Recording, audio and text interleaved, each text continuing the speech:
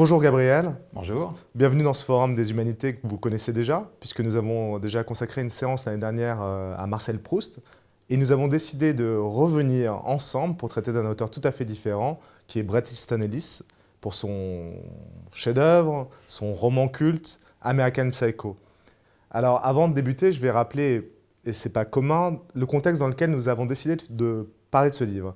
Nous avons déjeuné ensemble et nous avions continué notre conversation sur Marcel Proust, quand nous sommes découverts une passion commune pour Bret Easton Ellis, American Psycho, autant dire un auteur qui n'a absolument rien à voir avec celui de La Recherche du temps perdu. Le contexte d'écriture du roman est celui-ci, on est en 1991 quand le bouquin sort, il y a une polémique immense qui s'ensuit auprès des féministes, auprès de gens qui lui envoient des menaces de mort, il a même un garde du corps à l'époque, et ce bouquin décrit les années 80 aux États-Unis, mais je vous laisse peut-être nous en parler. Oui, alors déjà, bonjour Olivier.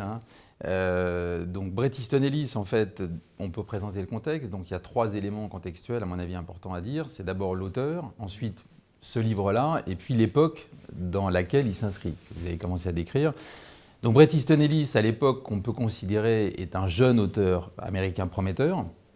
Il a écrit déjà 2 livres, Less Than Zero, donc moins que zéro, qui est sorti alors qu'il a 20 ans, il est encore étudiant. Ouais, c'est un prodige de la littérature. Absolument, il a eu un succès fulgurant, ça a été quasiment tout de suite transposé à l'écran. Deuxième livre, Les lois de l'attraction, là aussi un grand succès. Et donc là, c'est son 3e livre. Et ce qui est intéressant, à mon avis, à dire, c'est qu'à ce moment-là, en fait, c'est une commande par l'éditeur Schuster & Schuster, dont le scénario, en fait, peut tenir sur un ticket de métro. C'est juste l'histoire d'un serial killer, c'est tout. Et donc, en effet, ce qui est intéressant aussi à dire, c'est relié par rapport à la vie de Bret Easton Ellis, en fait, ce roman. C'est Bret Easton Ellis, en fait, habite sur la côte ouest et, à ce moment-là, emménage à New York. Il ne connaît absolument pas la ville. Et en fait, ce qui va l'intéresser, c'est d'écrire une micro-société qu'il va découvrir, qui est, en fait, les jeunes financiers de Wall Street. Donc, Bret Easton Ellis, aussi, un élément aussi intéressant en termes de coïncidence, à 27 ans, ce qui est exactement l'âge de son héros, donc d'American Psycho, dont on va parler aujourd'hui, qui est Patrick Bateman. Alors, ce qu'on peut dire aussi en complément, c'est que le livre donc, sort en effet en 1991. Il a un succès tout aussi fulgurant, mais accompagné tout autant de scandales. Il se met à dos à peu près toutes les ligues possibles, donc en effet féministes, LGBT, protection des animaux, et ce qui fait que il y a certains pays qui vont même interdire le livre ou lui donner l'accès à la majorité. Donc c'est en effet un livre qui fait scandale, mais qui a aussi un succès assez phénoménal. Alors, deuxième point, donc le livre lui-même. Donc ça décrit en effet une micro-société. Donc c'est en effet des jeunes financiers donc, qui travaillent plutôt dans le milieu des fusions-acquisitions, mais plus largement dans des banques d'affaires. Oui, ce qu'on peut appeler les yuppies en fait. C'est un livre qui décrit donc cette micro-société. Avec, donc il y a une dizaine de personnages, dont le personnage principal, en effet, Patrick Bateman, qui est une sorte de Dr Jekyll et Mr Hyde, c'est-à-dire il travaille donc dans une banque d'affaires la journée, il a une vie sociale et mondaine assez intense. On ne le voit jamais travailler d'ailleurs. D'ailleurs, on ne le voit jamais travailler. Alors, il ne travaille pas aussi parce qu'il n'a pas forcément besoin de travailler, puisqu'en fait, il est dans la société que dirige son père. Bon, bref. Et en effet, donc, Patrick Bateman, la nuit, se transforme donc en serial killer. Donc c'est pour ça qu'il y a ce côté Dr Jekyll et Mr Hyde. Alors c'est pour ça aussi qu'il y a des scènes assez épouvantables. Donc tout de suite pour donner un peu le contexte. Alors l'époque en effet, c'est pas anodin. On est dans les années 80, donc c'est les années Reagan. Et c'est aussi un milieu qui a émergé à l'époque, dont l'acronyme en effet Yuppie, donc Young Urban Professionals, qui décrit en fait des jeunes personnes, on va dire entre 20 ans et 40 ans, qui sont assez attachés à leur statut social, qui dépensent sans vergogne et qui ont une vie mondaine, on va dire, et citadine assez revendicative, on va dire. Il y a les 2 niveaux du roman qui sont peut-être les plus spectaculaires, surtout quand on est adolescent et qu'on le découvre. C'est évidemment la critique de la société de consommation. C'est des gens qui dépensent sans vergogne, comme vous l'avez dit. Leur seule préoccupation, c'est de trouver l'endroit branché où il faut aller dîner, où est-ce qu'ils pourront avoir une table, et une table bien placée, important.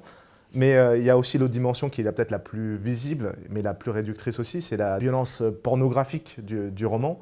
J'avais lu, et c'était très intéressant, Bret Easton Ellis disait quand il avait écrit le roman, il avait écrit ces scènes-là en dernier. C'est-à-dire qu'il avait construit son roman sans ces scènes, et il les avait ajoutées à la fin. Ça montre bien que ce n'était pas le vrai ressort du roman, finalement. C'est ce qui attire le regard, mais il faut regarder dans une autre direction pour comprendre pourquoi ce bouquin est si phénoménal. Je pense qu'en effet, il faut regarder dans une autre direction. À mon avis, il y a deux ambiguïtés dont il faut tout de suite parler dans le livre. C'est que, bon, évidemment, ces scènes de crime ont dissuadé un certain nombre de lecteurs d'aller plus avant dans l'œuvre. Et je dirais, quand bien même certains lecteurs sont allés au bout, ils n'en ont retenu que ça. Et donc, ça a fait une sorte d'effet finalement assourdissant et qui a finalement écrasé tout le reste de l'analyse de l'œuvre qui est, à mon avis, très intéressante et dont on va parler aujourd'hui. Deuxième point aussi, et deuxième ambiguïté, c'est un livre qui décrit donc un milieu branché. On parle beaucoup de marques, vous avez dit, et de lieux branchés. Et donc, il y a une étiquette un peu tout de suite de livre à la mode qui a été accolée à cet ouvrage et qui, là aussi, finalement, a dissuadé un certain nombre de personnes d'y voir quelque chose d'un peu plus profond. Pour moi, il y a deux thèmes, en fait, majeurs dans ce livre, et je vous dis qui souvent n'ont pas été analysés. Parce que c'est vrai qu'on a dit souvent les mêmes choses sur ce livre, c'est-à-dire que ça dénonce, finalement, l'excès du capitalisme, le consumérisme, le narcissisme, etc. Mais à mon avis, il y a quand même deux thèmes majeurs que l'auteur aborde, qui sont, un, l'identité, et là, on va voir en effet l'importance des marques, et deux, le nihilisme. Alors, l'identité, c'est vrai que vous avez, c'est d'ailleurs dit dès le début du livre, une société, une micro-société qui fonctionne de la manière suivante.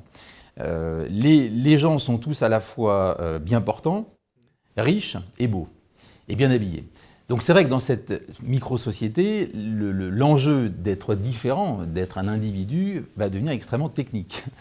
Et donc en effet, finalement, ça va se jouer sur des micro-détails qui tiennent la plupart du temps à des marques. Alors, quand on dit les marques, ce n'est pas seulement les marques de vêtements. Vous avez cité les marques de vêtements, mais en fait, c'est toutes les marques. Ça peut être de la crème, vous voyez, qu'on utilise le matin, à la chaîne IFI qu'on a, à la montre, évidemment, qu'on porte. Et il y a une obsession, finalement, des marques. Et là, à mon avis, c'est la première fois, je pense, que c'est analysé, en effet, avec cette intensité-là, voire même cette profondeur-là. C'est-à-dire que là-dessus, je pense qu'il y a une figure littéraire que crée Bret Easton Ellis. Et comme toute figure littéraire, beaucoup ensuite de romans et même de films vont reprendre en fait cette obsession en fait identitaire. En fait, si vous voulez, c'est un concept à mon avis qu'il invente qu'on peut appeler le concept de marque identitaire. C'est-à-dire que les individus se caractérisent et se différencient par la marque qu'ils portent.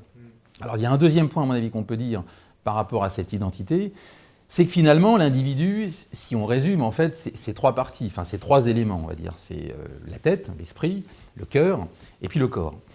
Et là, en fait, à mon avis, Bret Easton Ellis, il procède à une double ablation, pour rester dans la métaphore du serial killer, à la fois de l'esprit et du cœur. C'est-à-dire que c'est un environnement où finalement l'esprit n'a aucun intérêt. Les discussions entre les individus qui composent cette micro-société sont parfaitement banales, c'est une suite de banalités et de lieux communs, sans aucune analyse, sans aucune profondeur. Deuxième point, ce sont des individus qui sont incapables de sentiments.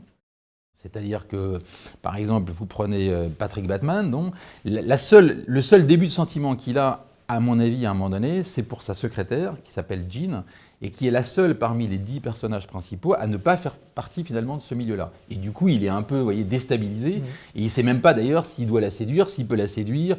Il y a une scène à un moment donné où il l'invite chez lui, et puis finalement, il est gauche, parce qu'il a un début de sentiment, ce qui pour lui est complètement déstabilisant.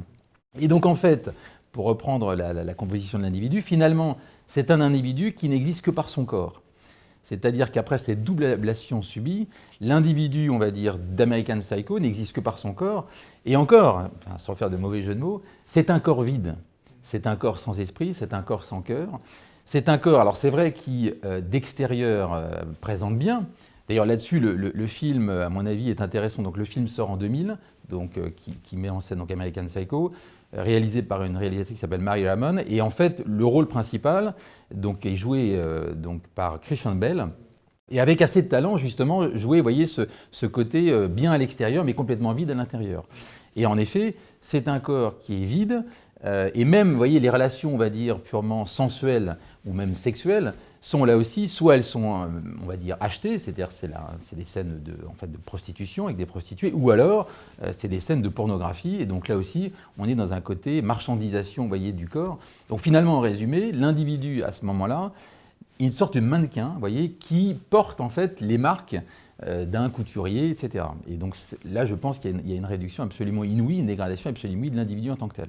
Il y a vraiment une dimension sociologique là qui est patente. On peut penser à Bourdieu avec la logique de la distinction, on peut penser à Jean Baudrillard avec la logique de consommation des signes. On ne consomme pas des objets, on consomme des signes. Et la différence qu'il y a entre un signe et un autre, si je consomme ça, c'est pour me différencier de l'autre. Ce qui me semble vraiment très très intéressant dans ce roman. Oui, en fait, ce qui se passe, c'est que on ne nomme même plus les objets. Les marques ont remplacé même les objets. C'est-à-dire que l'auteur dit je regarde à ma Rolex, il ne dit pas je regarde à ma montre. Et non seulement ça va encore plus loin, c'est non seulement les marques ont remplacé les objets, mais elles ont même remplacé les individus eux-mêmes. Il y a une scène qui est hilarante, on en parlait hier quand on préparait cette émission, enfin cette séance, où Patrick Batman est allé dans une pizzeria où il a trouvé la pizza assez quelconque. Il apprend, on est dans les années 80, il apprend que Donald Trump y est allé et a adoré la pizza qu'il juge être la meilleure pizza de New York.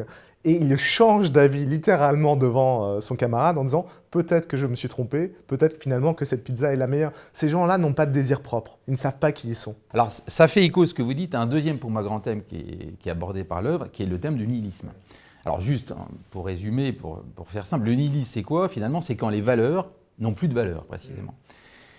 Et là, en effet, vous avez cette dégradation finalement un peu de la société dans laquelle Patrick Batman évolue, où il n'y a quasiment pas de valeur. Alors, contrairement à ce qu'on a pu dire, moi je ne pense pas que l'argent soit devenu une valeur, justement. L'argent est devenu, je dirais, un des deux soleils en fait, du monde dans lequel il évolue, avec aussi la célébrité. Ouais. C'est pour ça que Donald Trump, là-dessus, évidemment, c'est un double soleil, voilà, à la fois célèbre et riche. Mais fondamentalement, je pense qu'il n'y a plus de valeur. Et en fait, on le voit aussi, à mon avis, sur un autre angle qui est assez intéressant et qui est assez fin, je trouve, là, dans l'œuvre, c'est le côté artistique. C'est-à-dire que ce que fait finalement, et ce que décrit Bret Easton Ellis, c'est un nivellement précisément des valeurs artistiques, et c'est dès le début. C'est-à-dire que les épigraphes que met en avant Bret Easton Ellis, il y en a trois, mais surtout, il y a une citation de Dostoïevski, qui vient juste à côté d'une citation d'une chanson de Talking Heads. Alors Talking Heads, pour ceux qui ne connaissent pas, c'est un groupe de rock américain, plutôt d'ailleurs intellectuel, mais c'est quand même de la musique rock. Et donc en gros, tout de suite, ça veut dire, eh ben, Dostoïevski, finalement, c'est comme Talking Heads. Vous voyez, donc on est dans le nivellement absolument total, nivellement par le bas. Et la première phrase aussi du roman est clé, c'est que, ça dit à peu près la chose suivante, « Toi qui rentres ici, abandonne tout espoir ». Voilà. Et en fait, ça, on ne voit pas forcément, mais c'est en fait une citation cachée de Dante et de la Divine Comédie, du chant 3 de l'enfer, quand Virgile et Dante sont au purgatoire. Mais sauf que dans le livre, c'est la devise d'une des banques d'affaires. Et pareil, vous voyez, dans le livre, Les Misérables, c'est plus le roman de Victor Hugo, c'est devenu une comédie musicale qu'il faut absolument avoir vue, sinon on n'a rien compris. Et donc ce nivellement finalement par le bas, de l'art est à mon avis un élément clé qui illustre justement ce nihilisme. Et d'ailleurs à l'époque, c'est pas anodin, on est en 1991, il y a un livre en France qui sort 2 ans avant, en 1989, qui est La défaite de la pensée, donc écrit par Alain Finkielkraut, qui dénonce justement ça. C'est-à-dire que pour lui, il y a justement l'idée de dire, bah voilà, un graffiti, c'est une sonate de Bach, ce nivellement par le bas et cette absence finalement de réflexion, de pensée, là, vous parliez du goût là, et de la pizza, mais c'est le même pour l'art, et ben c'est quelque chose qu'on commence à analyser à la fois d'un point de vue de fond, comme le fait Alain Finkielkraut, mais aussi on va dire dans une société, comme le fait à mon avis Bret Easton Ellis. Et on est du coup dans un monde totalement indifférencié, hein. Pour prendre un terme plus technique, un monde complètement immanent, il n'y a plus de valeur transcendantale, où tout vient être confondu, vous dites, hein, un artiste génial comme un artiste pop, et les êtres aussi sont confondus. On est dans un monde où les êtres sont incapables de se reconnaître dans leur singularité, vraiment. Oui, tout à fait. D'ailleurs, il y a un élément qui est aussi fondamental là-dessus par rapport à l'identité, c'est que les individus sont tellement clonés qu'en fait, ils se passent son temps à se confondre les uns les autres. C'est génial, tout le long du roman. Tout le long du roman. Et alors ça arrange finalement Patrick Batman, parce qu'il y a un moment donné où, par rapport à ses crimes, en fait, on va le prendre pour un autre, donc ça va finalement le disculper. Mais ce qui est à la limite encore pire, c'est que non seulement on les prend pour d'autres, mais ils ne s'en offusquent absolument pas. Alors, toujours sur le thème aussi du nihilisme, vous avez là-dessus, c'est d'ailleurs assez intéressant, parce que Donald Trump est très présent en fait dans l'œuvre. Il y a un côté même prophétique, en fait, on pourrait dire, de Bret Easton Ellis. Alors, là aussi, il faut juste préciser que ce n'est pas le même Donald Trump. C'est-à-dire qu'à l'époque, Donald Trump vient d'écrire un livre qui s'appelle The Art of Deal. Je ne sais pas ce qu'il a écrit lui-même, en tout cas, c'est sorti comme ça. Et c'est quelqu'un qui est donc à la fois riche et célèbre, et qui est une figure un peu emblématique du milieu des affaires, on va dire, américain. Finalement, par rapport à ce nihilisme-là, on va dire, et à l'absence en effet de sacré, de transcendance, comme vous dites, le nouveau sacré, finalement, la nouvelle transcendance, c'est les gens riches et célèbres, et notamment cette quête de la célébrité, qui finalement est l'acmé en fait de la reconnaissance par les autres.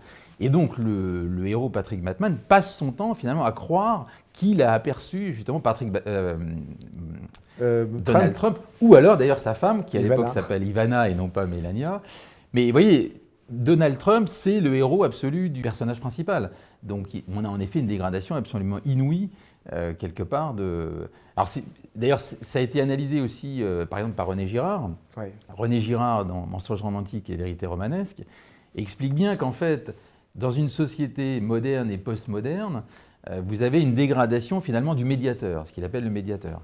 Et d'ailleurs, par rapport à ça, vous avez un triangle qui s'instaure, et en fait, le médiateur finalement donne finalement le désir à celui dans lequel à qui il s'adresse en fait. On revient à la question du désir dont on parlait tout à l'heure. Le désir est médié par quelqu'un d'autre qui va nous permettre ensuite de nous réapproprier un désir qui n'est pas le nôtre au départ, mais c'est pas personnel, ça émane pas de nous au départ. Donc il faut 3 acteurs au départ pour que le désir puisse naître. Exactement. Et ce qu'analyse René Girard, ce triangle un peu du désir, c'est que pour lui, l'évolution et le passage justement à la modernité et à la postmodernité, c'est une dégradation du médiateur.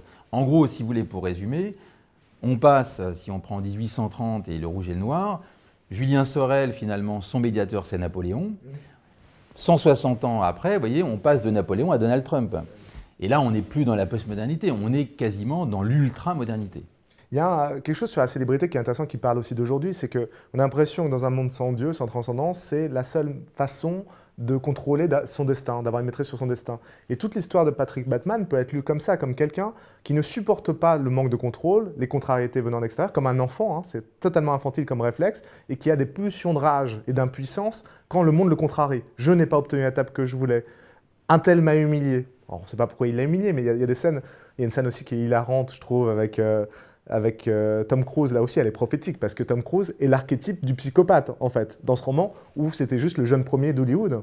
Et Patrick Bateman, qui se retrouve dans l'ascenseur en face de lui, commence à suer. La sudation est une traîtrise de son corps à la maîtrise totale. On est parfaitement apprêté, et la sueur vient trahir qu'on est humain, quoi. Il y a toujours cette volonté, ce désir de contrôle. Et je pense que c'est vraiment ça le message du tueur en série dans le bouquin, qui n'est pas un vrai tueur en série au sens où on entendrait cliniquement, c'est quelqu'un qui est en rage contre une société qui ne lui appartient pas totalement. Oui, en fait, pour moi, il y a deux grandes motivations dans le roman. C'est en effet l'envie. Oui, bien sûr. Et là, d'ailleurs, ça annonce un peu, vous savez, le film, Wall Street, et la fameuse devise de Gordon Gekko, c'est « Greed is good ». Ouais. Et aussi, en effet, la haine. Et là-dessus, c'est vrai que Patrick Bateman correspond complètement à cet archétype-là. Et en effet, il passe son temps aussi, il y a ce rapport, en effet, à toujours dire qu'il a vu une célébrité.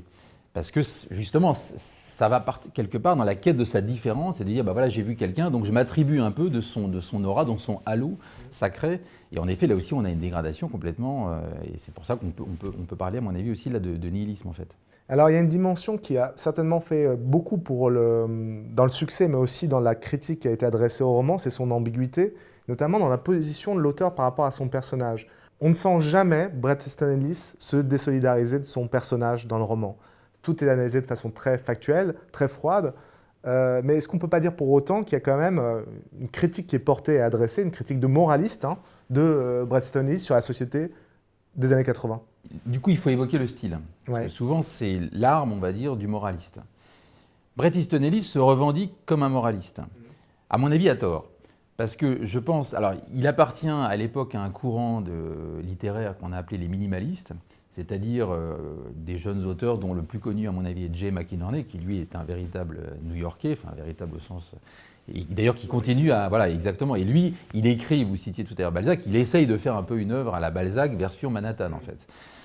Donc c'est un style, en effet, avec des phrases très courtes, d'une simplicité parfois inouïe, donc c'est sujet, verbe, complément, avec, en effet, l'idée d'avoir une description, finalement, chirurgicale, clinique des choses. Et là, à mon avis, il est plus proche de quelqu'un comme Stanley Kubrick. et notamment d'une œuvre en particulier de Stanley Kubrick qui sort en fait finalement pas si longtemps avant, qui est Orange Mécanique. Donc Orange Mécanique en fait sort en 1971, donc on est juste 20 ans avant. Et dans Orange Mécanique, c'est un peu un des mêmes thèmes qui surgit, c'est-à-dire le nihilisme. C'est-à-dire qu'Orange Mécanique donc, décrit, finalement là on est en Angleterre, un groupe de jeunes malfrats qui s'appellent les Droogs, dont le héros en fait est Alex. Et Alex pourrait être une sorte de cousin éloigné en fait de Patrick Bateman. Sauf que lui, Alex, c'est un nihilisme actif. Au sens, il veut changer la société, il a une vision. Alors que, quelque part, Patrick Bateman, il était un nihilisme passif. C'est-à-dire que lui, il n'a aucune vision, il n'a même pas vision de lui-même, encore moins des autres, encore moins de la société. Et du coup, si on revient à Stanley Kubrick, dans toute son œuvre, justement, décrit les choses, mais sans jamais les juger. Donc, ce n'est pas ni, on va dire, moral ou immoral, c'est amoral, au sens où il n'y a pas de morale. Et je trouve que là-dessus, Bret Easton Ellis est plus dans le recul et juste dans la description. En gros, en d'autres termes, c'est au lecteur de se faire sa propre idée, donc évidemment de condamner les crimes, etc. Mais vous voyez, alors que si on prend les moralistes au sens La Rochefoucauld, La Bruyère ou même Proust dont on parlera, il y a toujours quelque chose qui va compléter cette phrase-là. Alors que là, je trouve qu'on reste plus sur une description, une observation, vous voyez, là aussi très distancié en fait. J'ai noté à deux, trois endroits du roman, alors c'est peut-être pas une dimension moraliste, mais en tout cas il y a une idée. C'est rare dans les romans d'avoir une idée ligne qui vous permet de traverser tout le roman, hyper simple, mais en même temps très profonde, qui permet de tenir tout le roman. Nous ne sommes pas reliés les uns aux autres.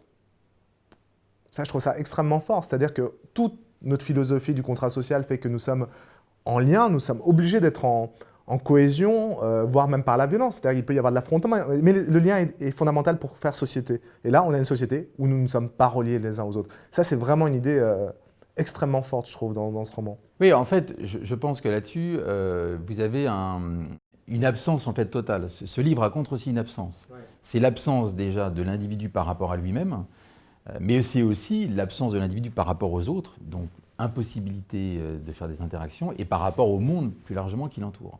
Alors, peut-être pour conclure, on peut essayer de faire un rapprochement et un parallèle avec Marcel Proust dont nous avions parlé.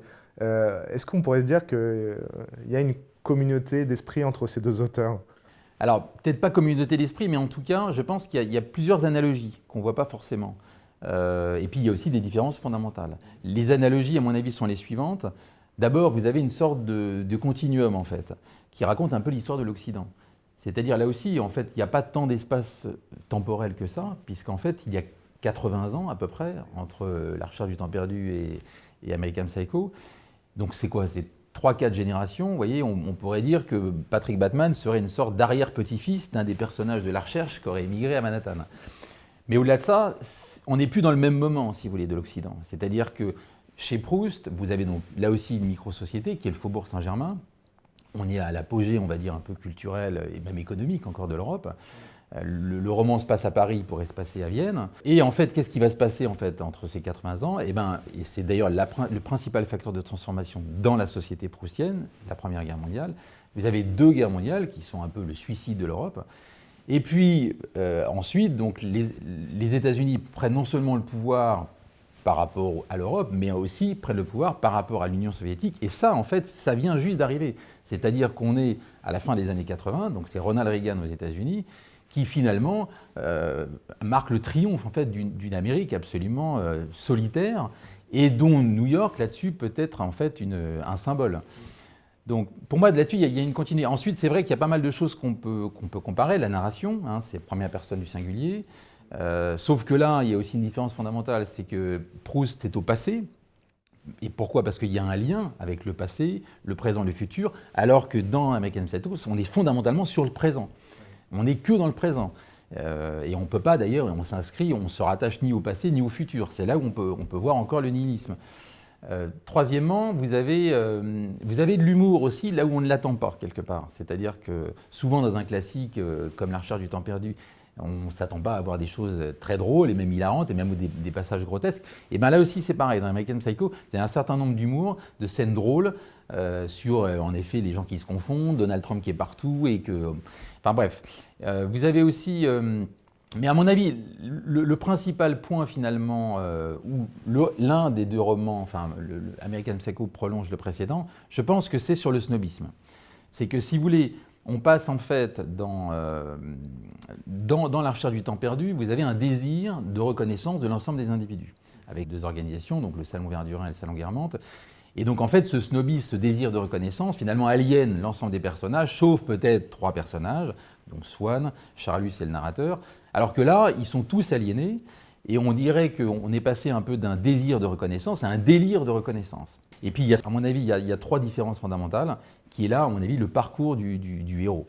C'est-à-dire que vous avez en effet, chez Bret Easton Ellis, ce qui est caractéristique d'American Psycho et donc de Patrick Bateman, c'est cette absence totale, cet immobilisme, on va dire aussi.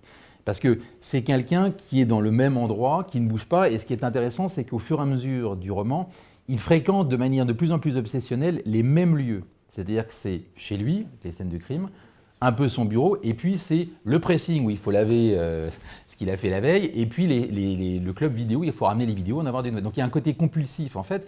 C'est un héros qui tourne sur lui-même, alors que chez Proust, vous avez là-dessus une présence, une essence même au sens philosophique du terme, et Proust là-dessus s'inscrit complètement dans cette un peu grande histoire du roman occidental, de Homère en passant par Dante, où le héros fait un voyage, et il y a un certain nombre de voyages dans le héros proustien, pas seulement géographiques d'ailleurs, parce que les lieux sont assez, c'est surtout Paris, Normandie et un peu Venise, mais c'est un voyage surtout spirituel, psychologique.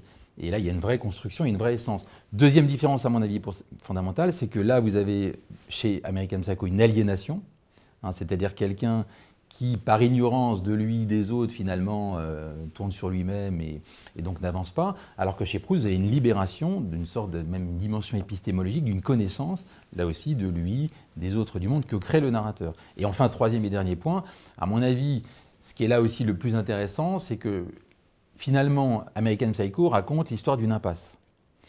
Et d'ailleurs, c'est très bien là-dessus, c'est même mis de manière un peu trop en avant. L'impasse, c'est la première phrase, qui est mise d'ailleurs en lettres capitales, « Toi qui rentres ici abandonne tout espoir », et la dernière en fait, phrase du livre, qui souvent, ces 2 phrases sont très importantes, et là, qui est « Il n'y a pas d'issue ». Et en effet, il n'y a pas d'issue, là aussi mis en lettres capitales, alors que chez Proust, la première phrase, c'est « Longtemps je me suis couché de bonne heure », et la fin, c'est « Est-ce que j'aurai assez de temps, en gros, pour accomplir mon œuvre ?» Donc là, vous avez chez Proust, au contraire, une issue, voire même un salut. Il y a une dimension, on va dire, sotériologique, en fait, chez Proust, au sens où il y a une doctrine du salut, et en gros, le salut de l'individu, chez Proust, c'est en gros remplacer les croyances par la création, donc ça, c'était déjà un des principaux messages de Nietzsche, et plus exactement, c'est trouver sa propre vocation, et c'est exactement ce que fait le narrateur, puisqu'il découvre sa vocation, finalement, d'écrivain, dans le dernier tome du Temps retrouvé. Alors, pour conclure, j'aimerais inviter les étudiants à regarder le bouquin, en sachant qu'il y a des scènes quand même parfois qui sont terribles, donc petit avertissement quand même de rigueur. Pour moi, qui l'avais déjà lu et qui l'ai relu à cette occasion, on peut imaginer, on peut lire ce roman en imaginant que toutes les scènes violentes, toutes les scènes de crime sont un délire, vous avez employé le terme de délire tout à l'heure, du narrateur, et qu'en réalité, il n'y a jamais eu de crime, ce qui explique peut-être le fait qu'il soit dans l'impunité la plus totale. Donc c'est peut-être une façon de trouver une issue aussi à ce roman dont le message est terriblement bouclé sur lui-même et ça se rétrécit au fur et à mesure, de penser qu'en fait on est dans une projection complètement fantasmagorique. Oui, tout à fait. En même temps, c'est vrai qu'il y a eu toujours ces 2 idées, est-ce que les scènes sont imaginées ou réelles? En même temps, si on pense qu'elles sont réelles, là on peut revenir aussi finalement à l'absence de Dieu. C'est qu'en fait, ce qui est encore pire pour un criminel, quelque part, c'est de ne pas être jugé, de ne pas être reconnu, parce que du coup, il n'y a pas possibilité de rédemption, et de pardon, et de pitié, etc. Et donc c'est là où, en fait, la référence à Dante au début donc, du purgatoire est assez pertinente, puisque finalement, on peut imaginer que ce héros-là, il lui arrive ce qu'il y a de pire. C'est-à-dire que si on reprend, là, par exemple, Dostoïevski, Les Crimes et Châtiments, Raskolnikov, à un moment donné, il est pris, il est jugé, et même il est soulagé quelque part. Là, il n'y a pas de soulagement possible. Donc son âme est vraiment condamnée, enfin, si tant est qu'on peut parler d'âme pour Patrick Bateman, vous voyez, à errer, en effet, dans une sorte d'enfer à jamais. Merci Gabriel. Je vous en prie, Olivier. Et à très bientôt. À très bientôt.